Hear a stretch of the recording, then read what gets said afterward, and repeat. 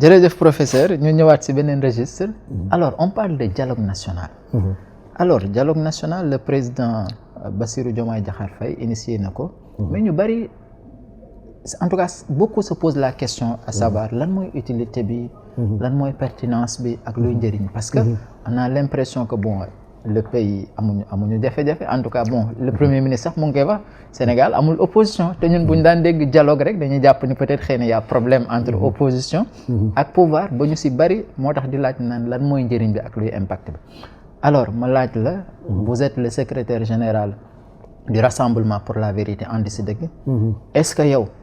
sa parti dina dem ci dialogue bi ak lan mooy utilité dialogue bi.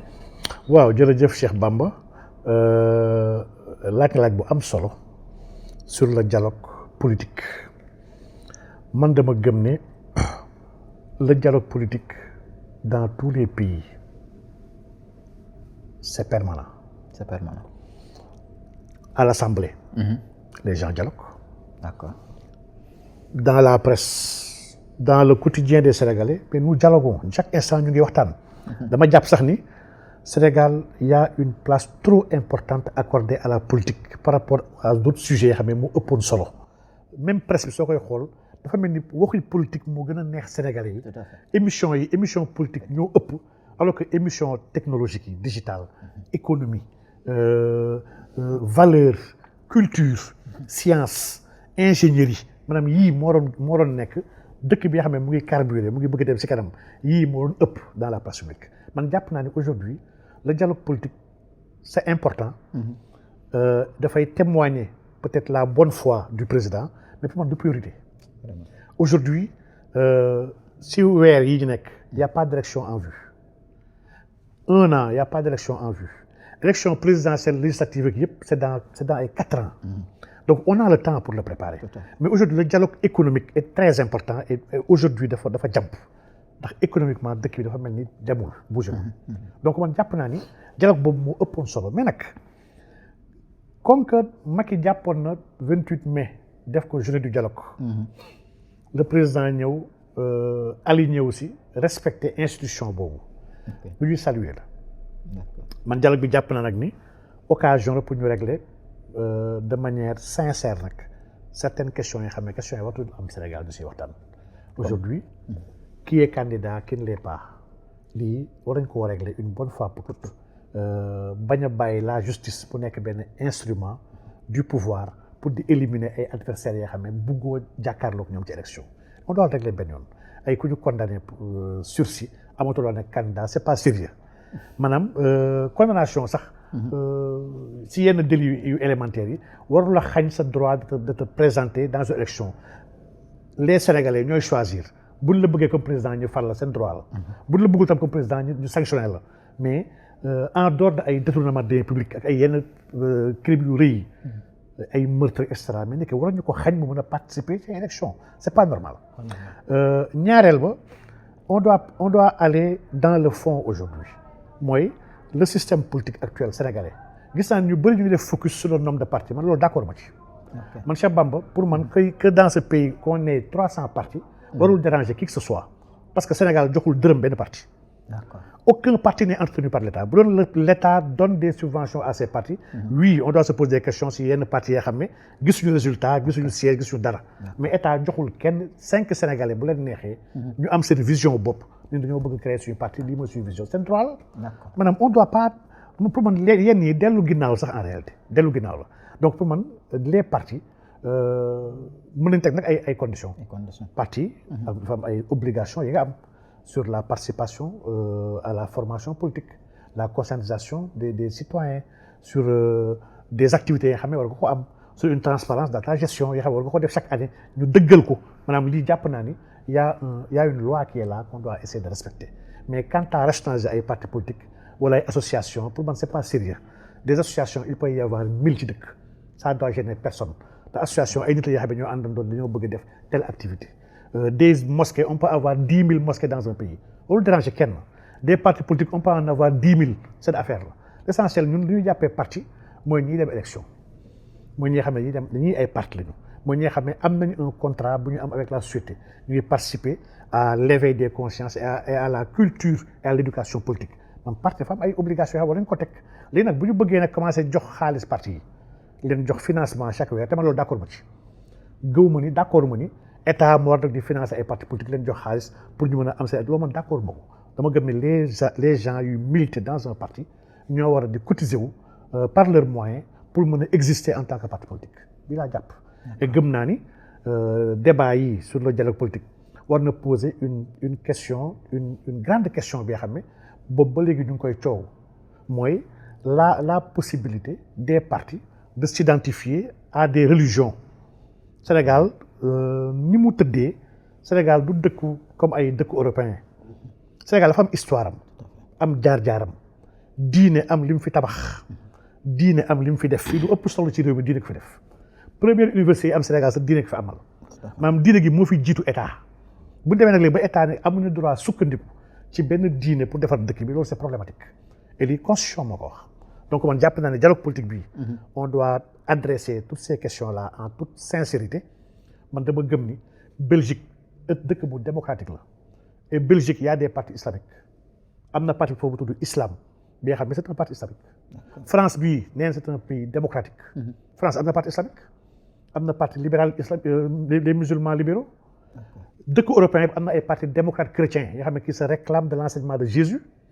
man dama gëm ni Sénégal fii enseignement Jésus mais dafa am solo ci defar Sénégal ndax Jésus dafa fi am njaboot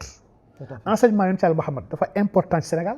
ndax yonent Yàlla Muhammad moo ëpp njaboot fii Sénégal donc on ne peut pas continuer en tant que des colonisés yu fi nekkoon en 1960 continuer bëgg ignorer l'apport dans les règles de gouvernance de gestion et d'administration de la cité yoo xam ne contenu dans les religions révélées islam du diine kese bu ñëw di jàngale Allahu akbar ak asalaamaaleykum islam c'est une civilisation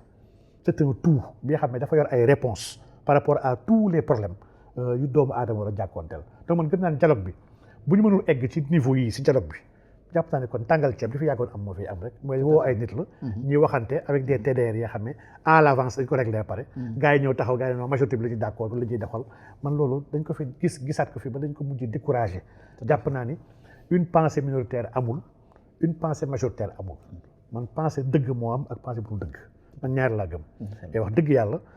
dialogue bi am naa yaakaar ni on va dépasser cet héritage colonial là bi nga xam ne et d'incompréhension bu ñu bëri am sur la laïcité ndax laïcité sax ak parti islamique yi du benn laïcité bi moo nekk ci article premier parti yi moom article 4 moo ko jéem a réglé et des gens croient que un pays laïque mooy dëkk bi nga xam ne parti islamique waru fi am wala parti chrétien waru fi am ce qui est faux donc loolu dàqantewul ak la laïcité donc laïcité boobu sax moo amul droit nekk suñu constitution Cheikh Bamba vraiment laïcité boobu c'est une histoire de la France bi nga xam ne qui ne nous concerne pas on a nos histoires à nous vraiment on a nos révolutions fii yi nga xam ne pourtant ay révolution islamique la bien sûr la révolution de Bundu de Malick Sy révolution islamique la d'abolition de l'esclavage au XVIe siècle la révolution Torodo bu ñoom Thierno Souleymane Baal mais c'est une révolution théocratique islamique donc yii yëpp mais ñun yii war nañu ko gis suñu constitution sax ñun en réalité parce que c'est notre histoire maanaam 13 ans avant la révolution française les gens ont aboli l'esclavage ici au Sénégal lii à la même année que la constitution américaine on a posé des actes yoo xam ne sur la bonne gouvernance sur la réduction des comptes sur beaucoup de choses yoo xam ne lii àdduna daf ko war a rafetlu di ko approprier wu ñun ñoo ko war a njëkk inscrire sur ay textes donc man jàpp naa ni en réalité ñun li ñu soxla dëgg-dëgg du dialogue politique li ñu soxla c'est une refondation de ce pays ndax ce pays est problématique ce pays ne parle pas à tout le monde ce pays dafa beddi ñu bëree bëri ci askan bi jàpp ni ñoom bokkuñ ci réew mi ndax dégguñ tubaab bu ñu demee sax ba nekk ku déggul tubaab baloo nekk candidat nga xam ne c'est problématique mais lan mooy tubaab lan mooy français donc ku déggul français mënoo ko lire mënoo ko bind parce que mooy langue de travail mais arrêtons lii c'est des méthodes et des techniques de coloniser man dama gëm ni ki war a décider ko war a nekk président ou pas yàllaa ko décider pare te yàlla kenn mooy instrument mooy askan bi donc pour man ñëpp ñu bëgg nekk président Sénégal bu ñu jubee maandu amuñu ay yenn yu rëy yoo xam ne askan bi ñoo ko war a waxtaanee ñu ku def nangam wala nangam amul droit jiite ñu mais lii su ko askan bi déggoowee te lii askan bi moo ko war a décider man jàpp ma ne ay parti politique ñoo war a toog décider loolu ndax parti politique yi boobu Sénégal parti politique yu si bokk Cheikh Bamba soo xoolee ñëpp soo leen boolee matuñu 500 000 personnes. tout à fait 500 000 dafa bëri et Sénégal 20 millions lañu. donc seetlu woon ne élection bu ñëw am na ñu bëri du ñu voté. tout à fait vote bi intéressé wu leen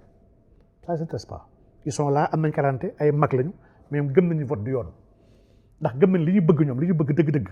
kenn may leen droit ñu mën ko jëmmal man xam naa si ñi xam ne bañ leen di interroger ñu wax ne ñoom tant que gis ñu parti bu woote l'islam du ñu voté.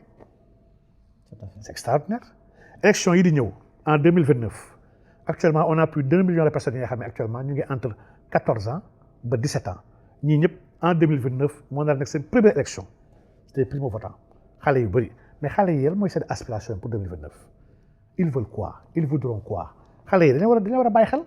ndax ñoom si ñuy voté 2029 la ñu bokk donc Cheikh Bamba man dama jàpp ne le problème est très complexe wala ñu ko jël à la légère wala ñu itam confier ko nii quelques personnes ne leen waa voilà pour tel jour la tel atelier pendant une semaine après gars yi taxaw def benn rapport comme li fi tàmmoon am pour man li fi tàmmoon am wartul continuer ñun dañoo woote rupture sur toute chose aujourd'hui ce pays a besoin de refondation dëkk bi déggoo ñu presque dara y a tellement de contradictions et loolu baaxul sax pour la stabilité du pays loolu da lay wane à telle enseigne les fragilités ak ce pays là est fragile yu bëri jàppale ni Sénégal mënul nekk soo seetloo at yi ñu génn am na lu bëri yoo xam ne xew na fi Sénégal koo ko waxoon ne dina fi am dañu loolu mënul nekk. c'est vrai parce que ñoo naag woon jàpp non ñun nous sommes un peuple bi nga xam ne nous sommes parfaits mais les contradictions les fragilités les sew-sew yi. mais bëri na trop. te lii des leaders qui voient le futur là bokkut ak les leaders yu ñu tënk ci passé ak les leaders du présent. wala ñu ko xool ràññee ko. andil ko ay ébauche de solution avant muy présenté wu di mën a créer une crise man dama gëm ni àdduna fi mu toll nous sommes dans un monde polycrise crise dafa bëri et surtout crise yi xam ne dafay laal les sociétés les communautés les relations et les rapports maanaam crise yi nii par la politique on peut régler et il faut réfléchir à les régler avant muy présenté wu ndax su présenté wu wax dëgg yàlla dina trop tard. professeur sànq maa ngi lay laaj ne la ndax Hervé dina bokk ci dialogue bi mais j'ai l'impression que dafa mel ni tontu woo ma. waaw ñun moom nous sommes ouverts à toute forme de dialogue. ok dañoo gëm ne dans une démocratie war na la woo ne la kaay ñu waxtaan nga ne maa bañ waxtaanuma. d'accord kenn kese moo la war a woo nga ne ko maa bañ mooy ku la woo benn yoon ñaari yoon li nga wax yëpp bàyyi ko xel kooku bu la woowee ne jartul ngay dem. waaye nga xam ne mësulaa woo bu la woowee wax dëgg yàlla war ngaa dem uyu ji ba pare andi fa sa xalaat. macha allah surtout xalaat bu tumuranke dañoo gëm ni les vraies questions de fond de la gouvernance de ce pays waxtaanee guñ ko ba tey et que tant que waxtaanee wuñu ko dëkk bi mu saafaraw. et donc jotaay yooyu tribune la pour mën a apporter suñu ay contribution ak suñu participation.